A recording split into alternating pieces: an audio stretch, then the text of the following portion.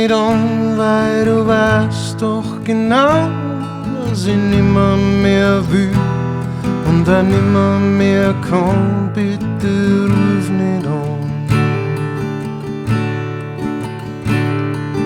Ruf mich nicht an, weil ich hier nur die Stimme. Dann schlaf ich nicht ein, bis ich wieder die bläden Tabletten nimm. Weil das mich braucht, ich steh auf in der Nacht und dann geh ich spazieren. Ganz ohne Grund, ich hab nicht einmal einen Hund zum Eisalfieren. Und wenn ich heimkomm, ist alles wie es war. Mein Polster riecht immer noch nach deine Haar, hörst die wäre noch. Ich weiß, du hast jetzt einen Freund mit einem Porsche.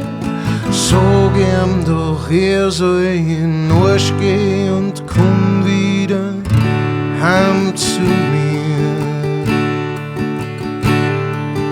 Er geht mit dir jeden Abend fein essen. Sag, hast du vergessen, wie der Leberkäse schmeckt aus dem Zeitungspapier.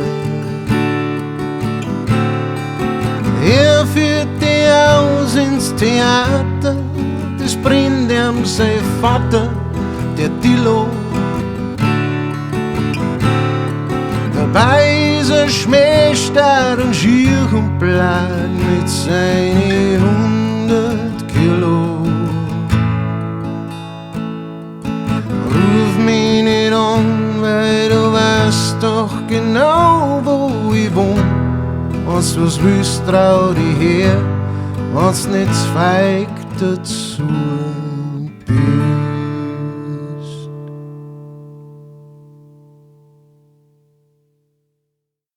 Servus, Kellner Matthias da. Vielen Dank fürs Anschauen von dem und so für andere Videos.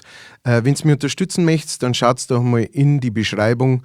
Da gibt es Links zum digitalen Kleingeldhut oder über Patreon monatlich. Dann kann ich diese Videos weiterhin machen und ihr habt was zum Anschauen und Nachhören. Klingt gut.